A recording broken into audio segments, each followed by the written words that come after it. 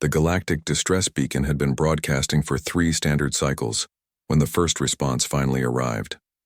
Ambassador Veltar of the Hegemony Council watched the primitive human vessel materialize from hyperspace with barely concealed disgust. The ship was crude, angular, and bore scorch marks that suggested recent combat. "This is Captain Blake of the Terran Defense Force," came the transmission. "We received your distress call. What's the situation?" Veltar activated the communication array with reluctance. The Council had sent requests to over 40 civilized species, yet only these barbarians had responded. "Captain Blake, we require immediate military assistance. The Devourer fleet has broken through our outer defenses and threatens the core worlds of the hegemony. Billions of lives hang in the balance." A pause followed. "How many ships are we talking about?" The Devourer Armada consists of approximately 800 vessels, each the size of a small moon. They consume entire worlds, leaving nothing but empty space in their wake. Another pause, longer this time. "And you called us because..." Veltar's tentacles writhed with frustration. "Every other species in the galaxy has declined to assist. They cite the overwhelming odds and the Devourer's reputation for complete annihilation of opposition forces." "I see." The human's voice carried an odd tone that the translator struggled to interpret. "And how many ships do you have left?" 12 battle cruisers and perhaps 30 frigates. Our fleet was inadequate against the Devourer technology." The human captain was quiet for a long moment. When he spoke again, his voice had changed. Completely.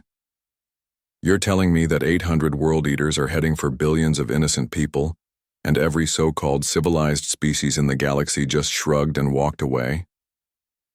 "The mathematics are quite clear, Captain. This is a suicide mission." "Yeah, well, math was never my strong suit." The transmission crackled. "We'll need coordinates for the Devourer fleet and tactical data on their capabilities. Also, do you have any repair facilities nearby? My crew could use some shore leave after we deal with this." Veltar stared at the communication console in disbelief. "Captain Blake, I fear you misunderstand the severity of the situation. This fleet has consumed 17 civilizations. They have never been defeated. Then I guess it's about time someone taught them some manners." Over the next 6 hours, more human ships arrived. Not the sleek, graceful vessels that other advanced species favored, but brutal, functional warships that looked like they had been built for one purpose only. Each captain who made contact displayed the same incomprehensible reaction to the impossible odds. Captain Torres arrived with a dreadnought, bristling with weapons. 800 of them, you said? My grandfather fought worse odds at the Battle of New Gibraltar. Commander Kim brought a squadron of destroyers. They eat planets? That's adorable. We've been perfecting planet crackers for the last 50 years. Admiral West commanded a battle group that seemed to consist entirely of ships designed around impossibly large guns. The way I see it, Ambassador, somebody needs to explain to these devourers that there are rules to civilized warfare. You don't target civilians. Within 12 hours, the human fleet had grown to nearly 200 ships. Veltar had expected perhaps a token force, a gesture of solidarity that would be quickly overwhelmed. Instead, he found himself coordinating with what appeared to be the most aggressive military force he had ever encountered. The humans requested no payment, no territorial concessions, no trade agreements. They simply asked for star charts and supply depots, then began moving toward the approaching Devourer fleet with grim determination. Captain Blake, Veltar transmitted as the human fleet prepared to jump to hyperspace. Why are you doing this? Your species barely achieved interstellar travel 50 years ago. You could simply ignore our plight as the others have done. Blake's response came after a long pause. You know what makes humans different from every other species you've dealt with, Ambassador? We don't do math when someone's in trouble. We don't calculate odds when innocents are threatened, and we really don't like bullies. But this is certain death for your people. Maybe. But here's the thing about humans. We've been facing certain death since we climbed down from the trees. The difference is, we decided a long time ago that some things are worth dying for. Protecting people who can't protect themselves is one of them.